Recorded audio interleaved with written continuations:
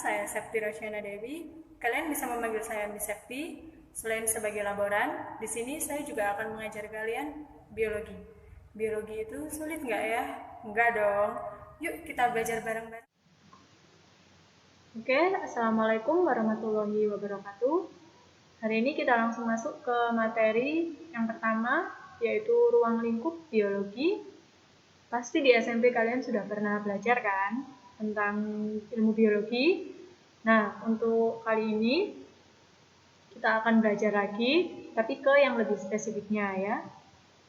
Yang pertama, pengertian biologi sendiri yaitu berasal dari bahasa Yunani, bios yang berarti hidup, dan logos yang berarti ilmu, sehingga biologi adalah ilmu yang mempelajari seluk-beluk tentang kehidupan makhluk hidup. Untuk cabang-cabang ilmu biologinya sendiri, dibagi berdasarkan tingkat organisasi, yaitu tingkatan yang paling kecil atau yang paling rendah ke yang paling tinggi. Yang pertama yaitu tingkat molekul. Ini bisa kalian pelajari nanti di ilmu kimia. Jadi nanti biologi itu berhubungan dengan kimia juga, berhubungan dengan fisika. Nah, untuk yang pertama ini tingkat molekul itu berhubungan dengan ilmu kimianya. Yang pertama itu contoh dari molekul air atau H2O. Itu ada bola-bola merah sama putih. Nah, itu adalah molekulnya dari air. Terus yang bawah itu struktur molekulnya hemoglobin. Itu adalah strukturnya dari sel darah merah. Terus di sampingnya lagi ada klorofil. Itu adalah struktur dari tumbuhan. Untuk yang kedua yaitu tingkat sel. Tingkat sel ini dibagi menjadi dua, yaitu sel hewan yang atas, yang bawah itu adalah sel tumbuhan. Kemudian yang nomor 3, tingkat jaringan. Kalian sudah pernah lihat kan, pasti yang di sebelah kiri itu yang bulat-bulat, itu adalah jaringan tumbuhan. Kemudian yang di sebelah kanannya itu adalah jaringan manusia atau hewan. Untuk yang selanjutnya yaitu tingkat organ, lebih tinggi lagi tingkatannya tingkat organ dan sistem organ.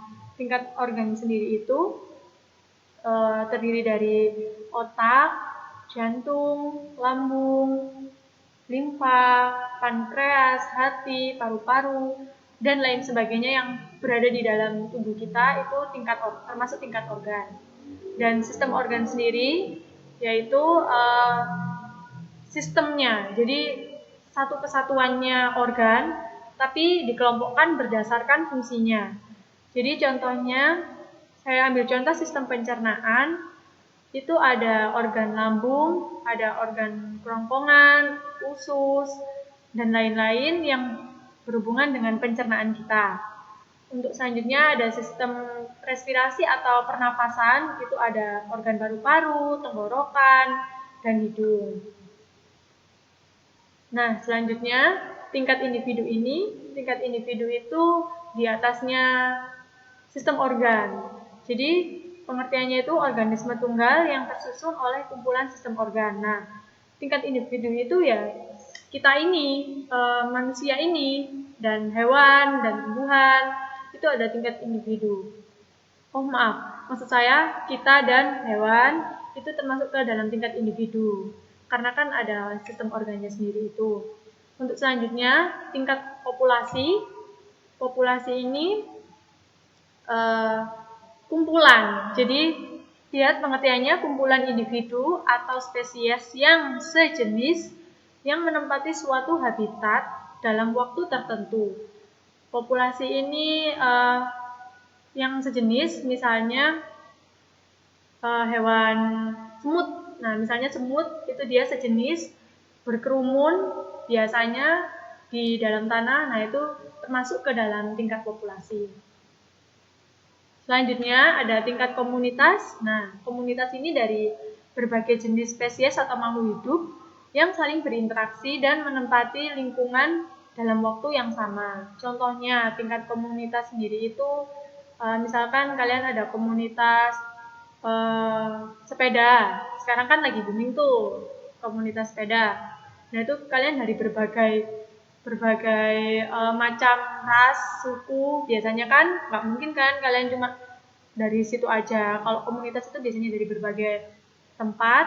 Nah, itu menempati lingkungan dalam waktu yang sama. Jadi, misalnya pertemuannya sore hari. Nah, itu dalam waktu yang sama itu disebut tingkat komunitas. Untuk selanjutnya, tingkat ekosistem. Ekosistem sendiri adalah interaksi antara makhluk hidup yang berada di suatu wilayah tertentu dengan lingkungan abiotiknya. Contoh ekosistemnya itu yaitu ekosistem sawah, ekosistem danau, pokoknya tempatnya itu yang sepeta aja, nggak usah besar-besar. Jadi kalian sendiri pun bisa membuat ekosistem di dalam sebuah kotak. Itu bisa kalian isi tanah, bisa kalian isi tumbuhan, cacing, sama belalang. Itu adalah contoh dari sebuah ekosistem. Kemudian setelah dari ekosistem, kita menuju ke tingkatan yang paling tinggi, yaitu tingkat bioma, merupakan satu daerah daratan yang luas yang dibentuk oleh ekosistem dalam skala besar yang terjadi karena adanya interaksi iklim dengan keanekaragaman makhluk hidup yang khas. Contoh dari bioma sendiri itu bisa kalian lihat yang hijau-hijau itu hutan hujan tropis, kemudian yang orange itu hutan gugur. Nah, itu termasuk ke dalam bioma. Jadi bioma itu dibentuk ekosistem dalam skala yang besar. Jadi daratan yang luas sekali. Contohnya hutan itu kan luas sekali, hutan itu. Jadi di situ ada bermacam-macam ekosistem. Kemudian untuk yang selanjutnya tingkat biosfer, ini yang tingkatan yang paling tinggi dalam kehidupan makhluk hidup atau organisme. Itu biasanya ada langit-langit, ada atmosfer, ada litosfer, ada biosfer yang mengisi bumi. Itu adalah tingkat dari biosfer. Seperti itu. Kemudian cabang ilmu biologi selanjutnya ada kehidupan kelompok organisme. Yang pertama, taksonomi. Berdasarkan taksonominya dibagi menjadi dua. Ada untuk tumbuhan, ada yang untuk hewan. Salah satu contohnya kita ambil yang tumbuhan adalah dari kacang polong ini, spesiesnya Sativum, genusnya Pisum, familinya Fabaceae, ordonya Fabales, kelasnya Magnoliopsida, filumnya Magnoliophyta atau tumbuhan ya, kingdomnya Plantae, tumbuhan juga, domainnya Eukarya. Kemudian untuk yang hewan, kita ambil contohnya rubah ya. Itu spesiesnya Vulpes, genusnya Vulpes, familinya Canidae, ordonya Carnivora karena pemakan daging, kelasnya Mamalia karena berkaki 4, filumnya Chordata, hewan, kingdomnya Animalia juga hewan, domainnya Eukarya. Selanjutnya yang nomor 2, virologi, itu juga termasuk ke dalam kelompok organisme, dan saya ambil contoh yang lagi booming sekarang ini yang menjadi wabah di seluruh dunia, itu adalah virus COVID-19, itu juga termasuk ke dalam ilmu virologi, ilmu yang mempelajari tentang virus. Untuk yang selanjutnya, nomor 3, mikrobiologi, ilmu yang mempelajari tentang mikroorganisme. Itu ada bermacam-macam organismenya, dan mikroorganisme itu bisa diamati hanya menggunakan mikroskop ya. Jadi dengan mata seperti ini, kita nggak bisa mengamati mikroorganisme yang paling kecil. Dan yang nomor 4 ini, bakteriologi, itu ilmu yang mempelajari tentang bakteri. Nanti kita akan mempelajari bakteri pada bab selanjutnya. Bukan setelah ini ya, tapi nanti waktu ada waktunya sendiri untuk pembelajaran bakteriologi, ilmu yang mempelajari tentang bakteri. Untuk yang selanjutnya, yang nomor 5, mikologi, ilmu yang mempelajari tentang jamur. Jadi bermacam-macam jamur, itu kita pelajari di mikologi. Oke, selanjutnya yang keenam, ada botani, yaitu ilmu yang mempelajari tentang tumbuhan. Yang pertama kita ambil contohnya ada pteridologi, ilmu yang mempelajari tentang tumbuhan paku atau pteridophyta. Yang kedua ada briologi, ilmu yang mempelajari tentang tumbuhan lumut. Nah, untuk dua tumbuhan ini nanti kalian akan pelajari di semester 2. Selanjutnya ada zoologi, ada terbagi menjadi beberapa bagian. Yang pertama ada entomologi, yaitu ilmu yang mempelajari tentang insek atau serangga. Untuk yang kedua ada ichtyologi, yaitu ilmu yang mempelajari tentang ises atau ikan. Untuk yang selanjutnya C, herpetologi, ilmu yang mempelajari tentang reptil dan amfibi. Yang selanjutnya ornitologi, ilmu yang mempelajari tentang burung. Untuk yang terakhir mammalogi, ilmu yang mempelajari tentang mamalia. Untuk selanjutnya berdasarkan aspek kehidupan sendiri dibagi menjadi beberapa macam. Yang pertama yaitu ada biologi perkembangan. Itu mempelajari tentang perkembangan suatu individu makhluk hidup. Untuk contohnya yang pertama itu saya ambil dari pertumbuhan dari kacang. Ya, terus yang bawah itu adalah pertumbuhan dari manusia. Terus yang kedua ada embriologi, yaitu ilmu yang mempelajari tentang embrio. Itu saya ambil dari proses pertumbuhan dari embrio bunga sepatu ya. Untuk yang ketiga ada anatomi dan fisiologi. Untuk anatominya sendiri itu kita mempelajari tentang struktur organ tubuh. Jadi misalnya tadi kita sudah bahas yang pertama ada organ jantung, organ paru-paru, organ hati. Itu ada termasuk anatomi. Untuk yang fisiologi itu fungsi. Kita belajar tentang fungsi dari suatu organ. Kemudian ada berdasarkan kelompok ilmu campuran dan terapan.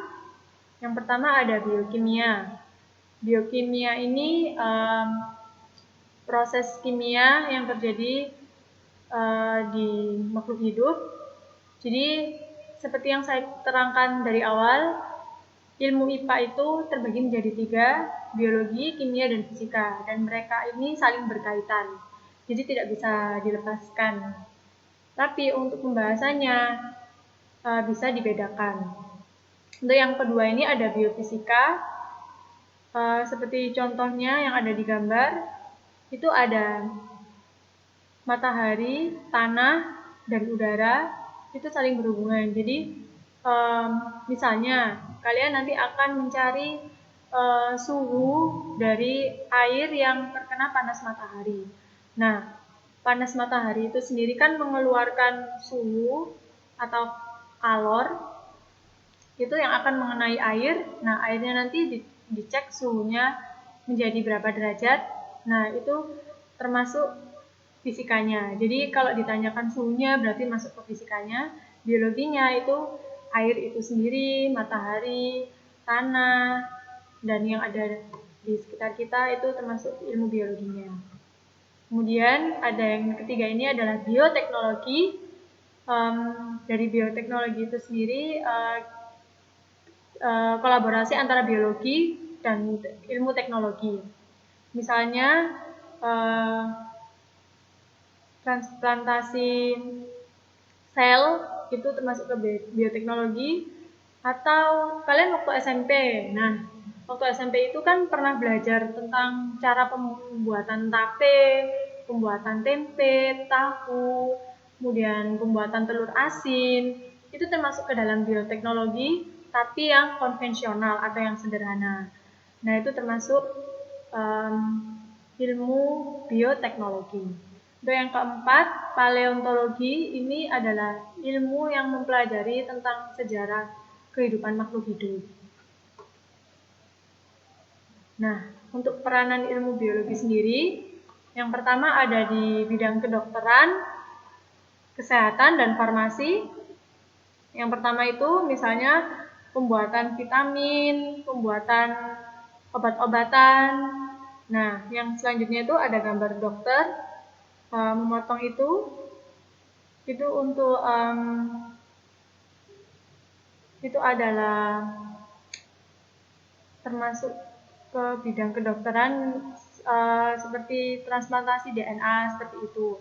Terus yang selanjutnya itu seperti pembuatan vaksin untuk pembuatan enzim dan sebagainya yang berhubungan dengan kedokteran dan kesehatan dan farmasi. Untuk yang nomor 2 ada di bidang industri. Itu yang pertama bisa kalian lihat ada yogurt, ada roti, ada kecap, ada keju, dan makanan-makanan yang lain yang belum dimasukkan ke dalam situ, itu termasuk ke dalam bidang industri. Jadi dibikin dalam skala besar. Kemudian yang sebelahnya itu ada kapas, ada benang dari ulat, itu bisa dikumpulkan, nanti dibuat benang, kemudian nanti dikirim ke pabrik, dibuat baju, dibuat selimut, dibuat bermacam-macam barang-barang tekstil. Nah, itu termasuk ke dalam bidang industri. Selanjutnya yang ketiga di bidang pertanian, biasanya ya, ilmu biologi itu tidak jauh-jauh dari bidang pertanian itu sendiri. Contohnya petani membajak sawah. Nah, membajak sawah untuk zaman sekarang ini ya biasanya kita menggunakan traktor. Tapi waktu masa lalu atau masa lampau itu kita menggunakan traktor tidak mungkin kan? Jadi menggunakan tenaga hewan seperti kerbau atau sapi untuk membajak sawah. Itu di bidang pertanian. Kemudian juga untuk padi atau jagung atau tebu yang biasanya di sawah, itu kok bisa tumbuh subur seperti itu. Jadi ada bantuan dari pemberian pupuk. Kemudian nomor 4 ada bidang peternakan. Itu ada yang pertama peternakan ayam atau itik, kemudian ada sapi, ada domba. Nah, di bidang peternakan itu sendiri, itu kita bisa menghasilkan daging dari ayam, kemudian dari sapi juga, bahkan sapi bisa diambil susunya juga. Kemudian untuk yang domba, itu kita juga bisa mengambil kulitnya atau bulu-bulunya itu bisa diambil untuk tekstil ya, masih berhubungan ke bidang industri juga. Oke, materi selanjutnya yaitu metode ilmiah. Metode ilmiah ini langkah-langkahnya yang pertama yaitu menemukan dan merumuskan masalah. Pertanyaan yang timbul ya, misalnya yang pertama, adakah pengaruh variabel bebas terhadap variabel terikat dari objek penelitian? Contoh yang keduanya, bagaimana pengaruh variabel bebas terhadap variabel terikat dari objek penelitian? Nah, di metode ilmiah ini kalian disuruh untuk melakukan penelitian, terserah itu penelitiannya apa. Jadi langkah-langkahnya yang harus kalian tahu adalah yang pertama ini dulu, menemukan dan merumuskan masalahnya dulu. Oke, sudah. Selanjutnya, mengumpulkan informasi atau data-data yang diperlukan. Yang pertama, informasi dan data-data pendukung dapat ditemukan melalui studi kepustakaan, observasi atau pengamatan langsung terhadap objek yang akan diteliti. Misalnya, mengumpulkan informasi datanya itu melalui jurnal atau melalui penelitian orang lain, melalui koran atau majalah atau lewat internet juga bisa. Sudah itu, kalian bisa menyusun hipotesis atau dugaan sementara. Hipotesisnya itu merupakan jawaban sementara terhadap suatu masalah. Hipotesis sendiri terbagi menjadi dua, yaitu hipotesis 0 adalah dugaan sementara yang menyatakan bahwa tidak ada pengaruh variabel bebas terhadap variabel terikat. Contohnya, sebagian orang percaya bahwa jika seorang ibu hamil mengonsumsi makanan berwarna kuning akan melahirkan anak berkuning langsat. Apa hal tersebut benar? Nah, rumusan masalahnya, Apakah pengaruh warna makanan yang dikonsumsi ibu terhadap ekspresi warna kulit bayi yang dilahirkan? Itu landasan teorinya, warna kulit seseorang ditentukan oleh faktor genetika atau gen yang diperoleh dari kedua orang tuanya. Rumusan hipotesisnya, kalau hipotesisnya 0, tidak ada pengaruh warna kulit terhadap warna makanan. Sudah paham? Kalau belum paham, nanti boleh tanya ya. Yang B, hipotesis kerja, adalah dugaan sementara yang menyatakan bahwa ada pengaruh variabel bebas terhadap variabel terikat. Contoh, sebuah pohon mangga memiliki beberapa cabang. Salah satu cabang yang menghasilkan buah yang sangat banyak, sedangkan cabang lain hanya menghasilkan sedikit buah. Kulit batang dari cabang yang menghasilkan banyak buah ternyata memiliki luka akibat dipasang tali ayunan anak-anak. Rumusan masalahnya, apakah melukai kulit cabang tanaman dapat mempengaruhi terbentuknya buah pada tanaman mangga? Teorinya, tumbuhan membuat makanannya sendiri melalui proses fotosintesis yang terjadi di daun. Jika kulit pohon terluka dan terjadi kerusakan jaringan, floem, penyaluran zat makanan dapat terhenti sehingga akan terjadi penumpukan zat makanan di atas bagian yang terluka. Hipotesis kerjanya, melukai kulit batang tanaman dapat mempengaruhi terbentuknya buah pada tanaman mangga. Oke? Kalian sudah paham? Kalau belum paham, nanti ditanyakan kembali. Selanjutnya, melakukan percobaan atau eksperimen untuk menguji kebenaran hipotesis. Jadi kalian setelah membuat hipotesis tadi, kalian melakukan eksperimen atau percobaannya. Tahapan yang pertama, persiapan percobaan.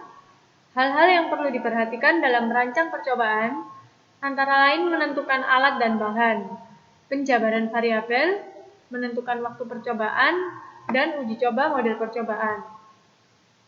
Variabel dalam percobaan dapat dibedakan menjadi pertama, variabel bebas merupakan faktor yang diubah-ubah dalam percobaan. Yang kedua, variabel terikat adalah hasil dari perlakuan yang berbeda-beda dalam percobaan. Yang ketiga, variabel kontrol adalah perlakuan yang sama pada semua percobaan. Yang keempat, variabel pengganggu adalah variabel yang tidak dikehendaki. Ini bisa kalian catat dulu ya. Untuk selanjutnya, tahapan perlakuan percobaan, melakukan pengamatan dan pencatatan data hasil percobaan diusahakan seteliti mungkin agar diperoleh data yang akurat. Jadi setelah kalian melakukan pengamatan tadi dan menentukan variabelnya, langsung kalian catat datanya. Selanjutnya, mengolah hasil percobaan. Setelah selesai melakukan percobaan, data yang diperoleh dianalisis. Hasil analisis data kualitatif dan kuantitatif kemudian digunakan untuk menjawab hipotesis yang pernah diajukan, serta sebagai dasar untuk menarik kesimpulan. Jadi, tadi kalian setelah melakukan eksperimen, kemudian mencatat data-datanya, langsung dibuat analisa. Terus analisanya tadi digunakan untuk menjawab hipotesis yang pernah kalian ajukan. Jadi hipotesis yang sebelumnya, dugaan sementara yang sebelumnya, itu kalian jawab dengan jawaban yang sebenarnya di mengolah hasil percobaan ini. Kemudian setelah itu kalian bisa membuat kesimpulannya. Kesimpulan ini berupa jawaban yang sebenarnya dari hipotesis yang pernah diajukan. Nah, jadi tadi setelah dugaan sementara yang awal sebelum kalian melakukan eksperimen, itu setelah eksperimen, setelah mendapatkan data, setelah mengerjakan hasilnya, kemudian kalian bisa membuat kesimpulan dari hasil penelitian kalian tadi. Dan kemungkinan ada dua, yaitu hipotesisnya ada yang ditolak atau hipotesis yang diterima. Jadi misalkan kalian melakukan penelitian tentang kandungan vitamin C yang ada pada produk A sama produk B. Nah, hipotesis sementara kalian tadi itu menunjukkan bahwa dosis vitamin A berbeda dengan dosis yang vitamin B tadi. Yang dimaksudkan ini adalah dosis vitamin C-nya ya. Jadi untuk vitamin merek A itu berbeda, kandungannya lebih tinggi dari yang vitamin produk B. Nah, kemudian kalian melakukan penelitian. Alat bahannya kalian tulis, kemudian kalian lakukan eksperimen. Setelah dilakukan eksperimen, kalian tulis, kalian catat dulu hasilnya, kemudian kalian jelaskan, ternyata kesimpulannya vitamin merek B lebih tinggi daripada vitamin merek A tadi. Berarti kesimpulannya, hipotesisnya apa hayo? Ditolak dong, karena ternyata kadarnya vitamin merek A itu lebih rendah. Tapi kalian hipotesis awalnya tadi bilangnya vitamin merek A itu kandungannya lebih tinggi. Jadi hipotesisnya ditolak. Seperti itu kalau membuat metode ilmiah. Kalau kalian masih kurang paham, kalian bisa tanya langsung ke saya ya. Oke, selesai sampai di sini. Terima kasih. Assalamualaikum warahmatullahi wabarakatuh. Eits, bentar. Ada lagi. Untuk yang kalian kerjakan di rumah, setelah kalian melihat ini, kalian yang pertama harus membuat metode penelitian ilmiah dengan temanya tumbuhan atau hewan, terserah kalian. Itu bukan tumbuhan dan hewan ya, jadi terserah kalian. Tentang tumbuhan boleh, tentang hewan juga boleh. Kalian mau meneliti misalnya hewan,